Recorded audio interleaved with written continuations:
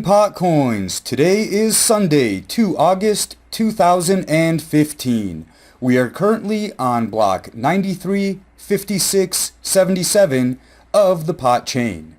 I've been extremely busy lately, so I'm switching the show to every other week. Here's what's been going on since last time.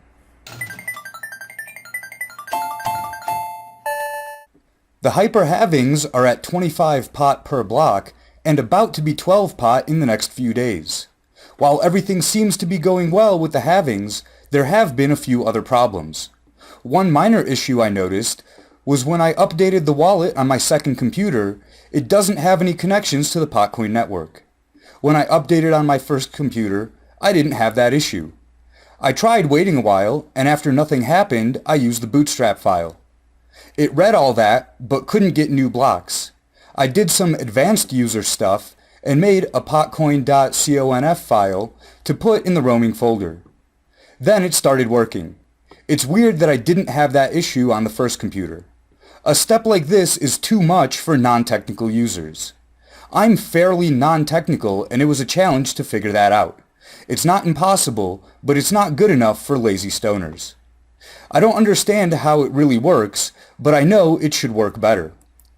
Exchanges have been having issues with PotCoin.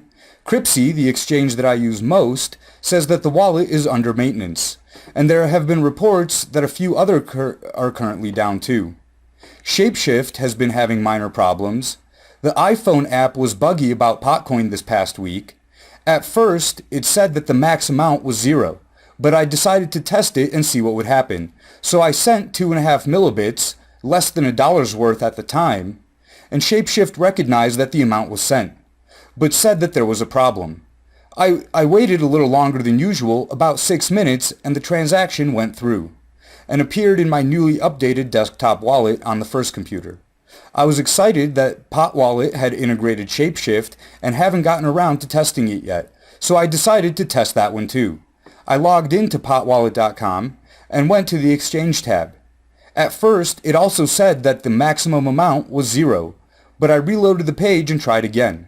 This time, it gave me a Bitcoin address, so I sent it 2.5 millibits.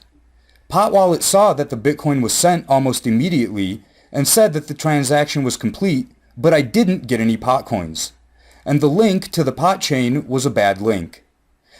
And the exchange history said 0 BTC to 0 Pot. I thought I had lost my 2.5 millibits, but after about 10 minutes my balance had updated and I got my PotCoins. The exchange history still had a bad link, but I looked up the address on the PotChain Explorer and the coins are there. So it still works even though the transition period is buggy. I was playing around with amounts less than $1, and I wouldn't recommend doing much more than that for a few more weeks.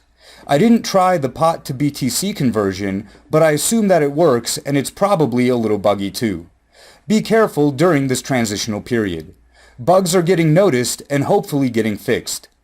Once the exchanges like Karpeles have resolved wallet issues, it would probably be safe to start transacting in larger amounts. In the meantime, just sit back and chill while you build up coin days to destroy through staking. Trees, a new startup in California, is trying to bring pot into the 21st century with an app that lets you buy pot with Bitcoin and delivers it by drone. Pot, Bitcoin, and drones.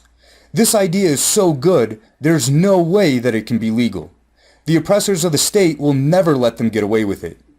Marshall Hayner, one of the founders, said, "We are currently working on drone logistics, and as soon as the FAA passes the appropriate legislation, we'll have fleets in every state."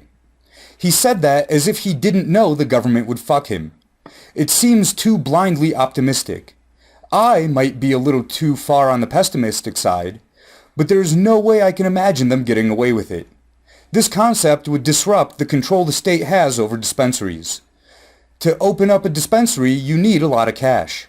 First, you need to bribe the state into letting you do it. Usually, they just take the money and say no anyway. But for the lucky few that get paperwork saying they can open up shop, they still need a commercial space and all the capital to set up a shop. Then they can only accept cash. And most importantly, When the state wants to shut them down, they know where to find them. The drone delivery model destroys all of that. You don't need a commercial space, you barely need employees, they accept Bitcoin and credit cards, and it opens up the door for anyone to get into it.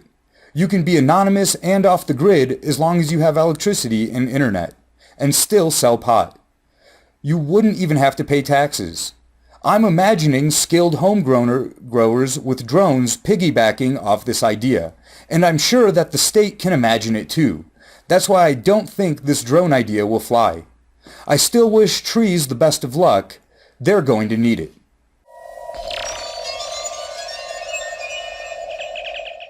The big story in Bitcoin is Mark Karpeles getting arrested yesterday by the Japanese police. Many Bitcoiners, especially those that lost money, have suspected Karpeles of fraud since last year.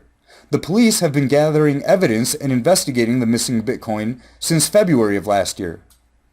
They are beginning to think that most of the 650,000 missing Bitcoins never existed in the first place. Karpeles is still denying claims of fraud and instead holding on to his story about hackers and transaction malleability. Although nothing has actually happened yet, a lot of people feel better knowing that Karpeles is not out on the town walking around free.